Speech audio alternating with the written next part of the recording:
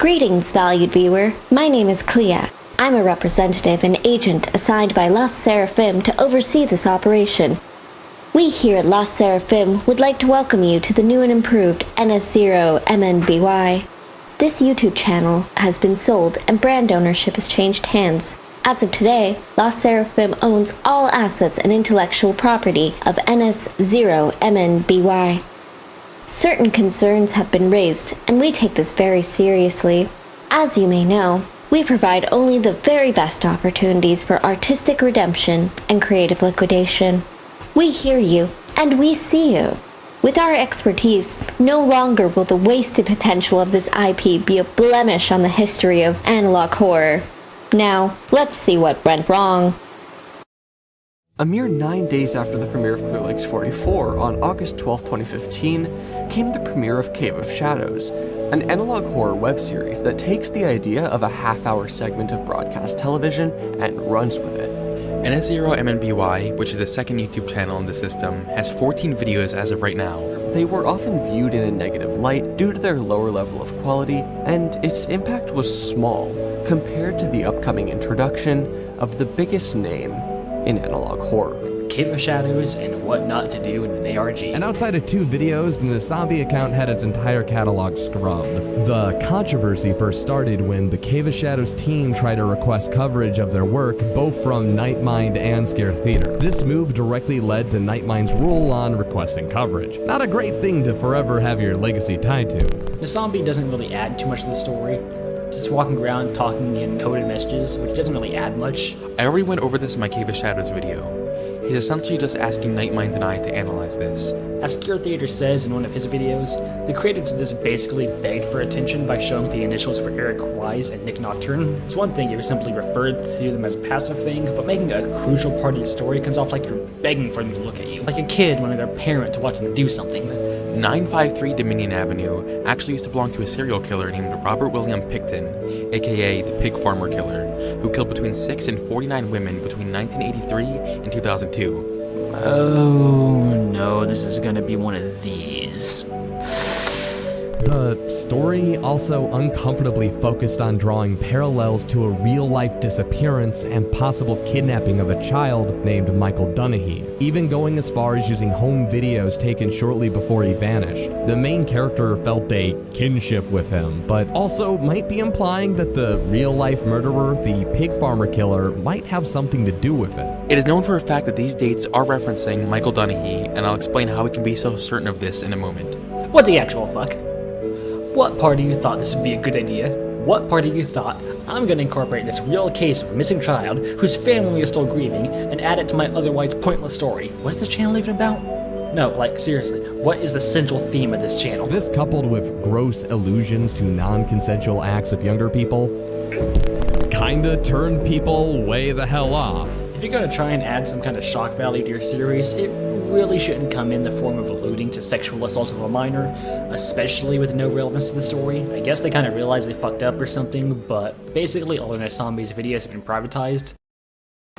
The previous owner of this channel was quite careless and insensitive, lacking professionalism. As you can see, there were numerous instances where a real-life tragedy was used to bolster the narrative and imitate substance where there was none.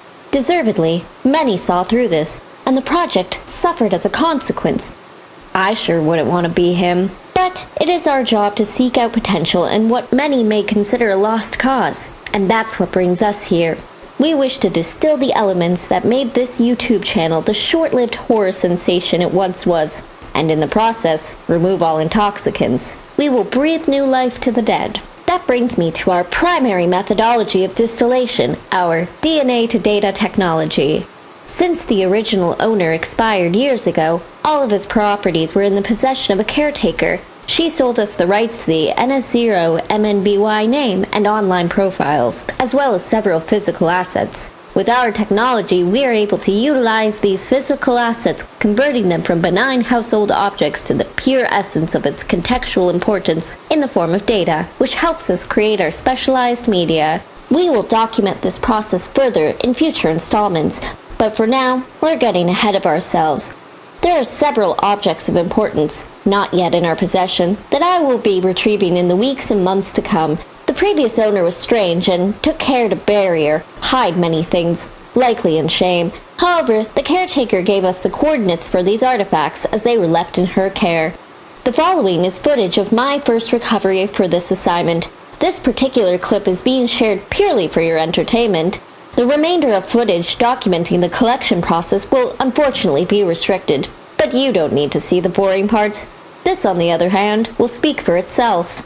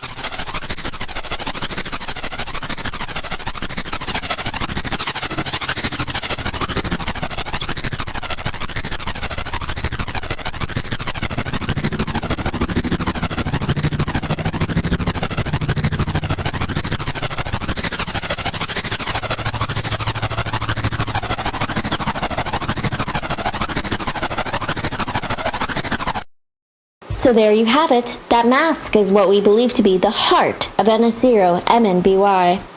We didn't expect the condition to be so morbid, though we assure you it was scraped, tested, and we can confirm it's fake blood. Still, how's that for creepy? I know. Don't worry, we're only getting started. For your convenience, you will find a playlist link included in the description of every video from this point forward. It will contain every video we release in chronological order for your viewing enjoyment. So when you sit down to watch, make sure to grab yourself a snack or a drink, perhaps chocolate milk, and enjoy. Thanks for watching. We will see you in the next video. On behalf of LAS SERAPHIM, bye for now.